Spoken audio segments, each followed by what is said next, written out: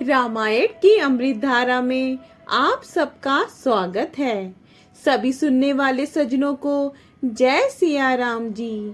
रामायण के पिछले भाग में आपने वहां तक सुना था, ऐसी वेदों की नीति है, ये सब कोई कहते हैं।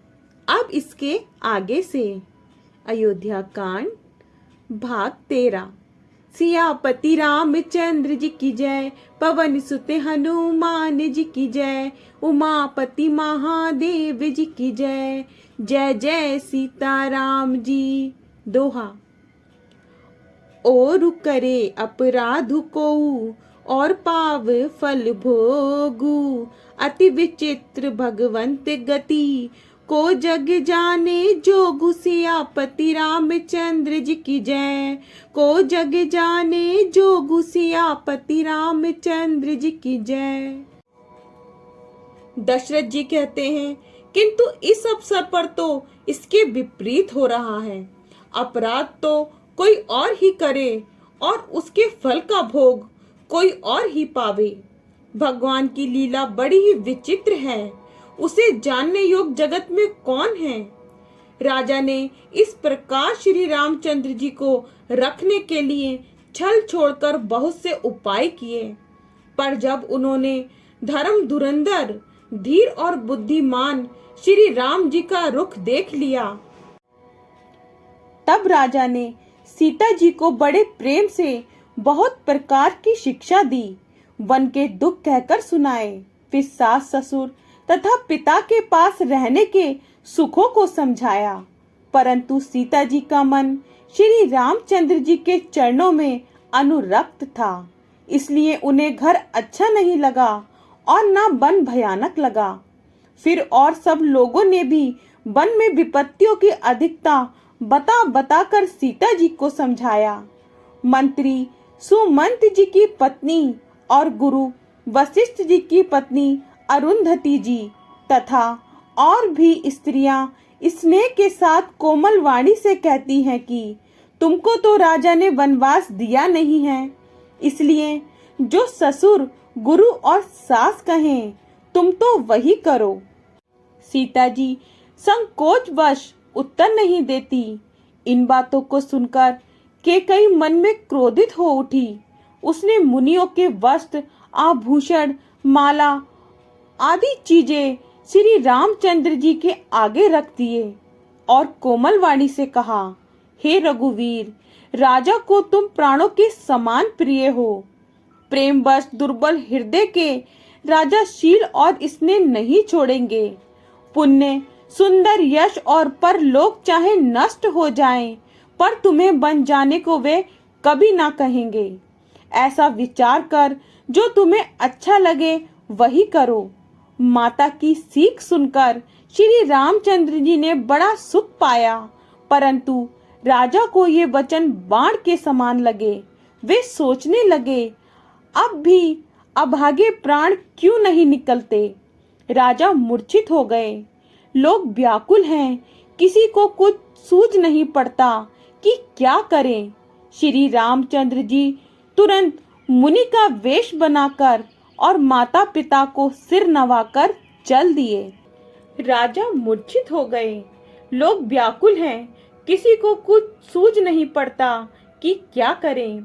श्री रामचंद्र जी तुरंत मुनि का वेश बनाकर और माता पिता को सिर नवाकर चल दिए। दोहा।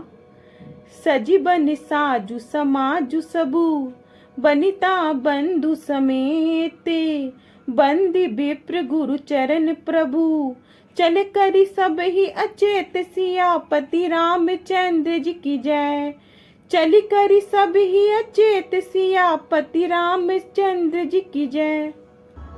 वन का सब साज सजाकर श्री रामचंद्र जी, सीता जी और भाई सहित ब्राह्मण और गुरु के चरणों की वंदना करके सबको अचेत कर कर चले। राजमहल से निकलकर श्री रामचंद्र जी वशिष्ठ जी के दरवाजे पर जा खड़े हुए और देखा कि सब लोग विरह की अग्नि में जल रहे हैं। उन्होंने प्रिय वचन कहकर सबको समझाया। फिर श्री रामचंद्र जी ने ब्राह्मणों की मंडलियों को बुलाया। गुरु के साथ श्री रामचंद्र जी सबको आदर और विनय से उन्हें अपने वश में कर लिया। मित्रों को पवित्र प्रेम से प्रसन्न किया।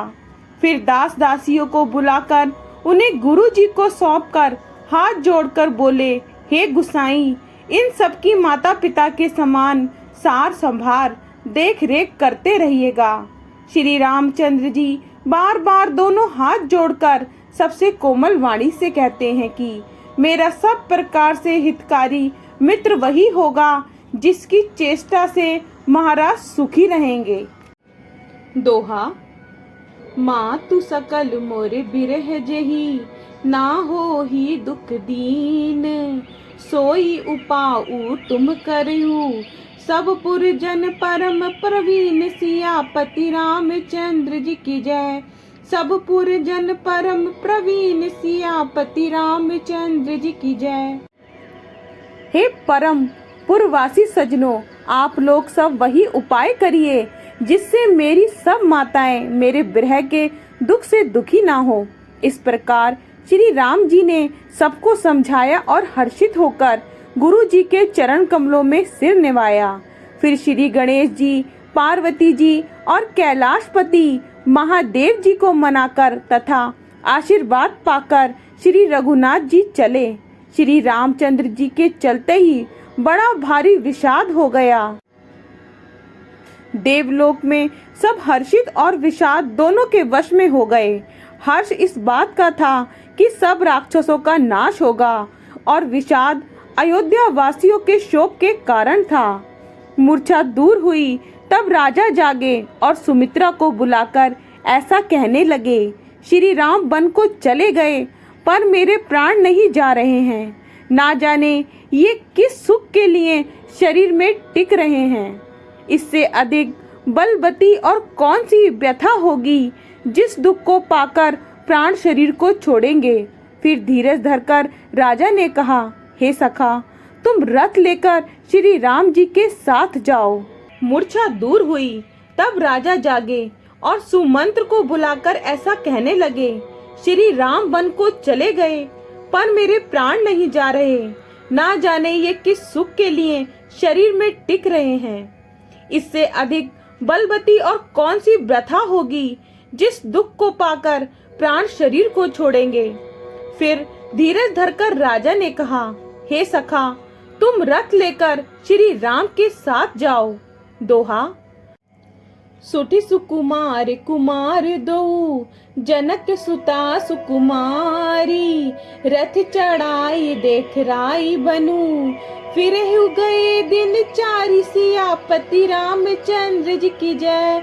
फिर गए दिन चारी, सियापति रामचंद्र जी की जय।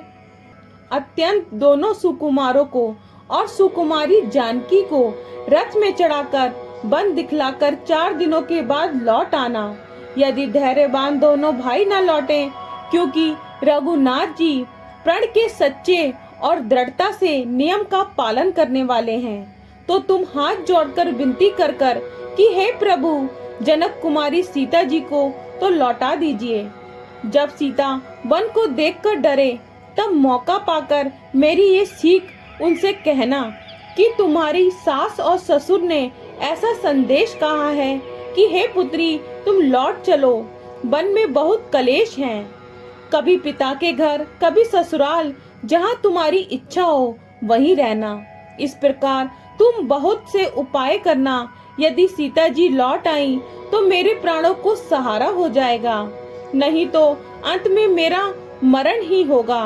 विधाता के विपरीत होने पर कुछ वश नहीं चलता। राम, लक्ष्मण और सीता को लाकर दिखाओ। ऐसा कहकर राजा मूर्छित होकर पृथ्वी पर गिर पड़े। आगे का भाग कल। जय सिया राम जी। अगर आपको पसंद आए तो लाइक, शेयर, कमेंट्स कीजिए और हमारे चैनल को सब्सक्राइब कीजिए।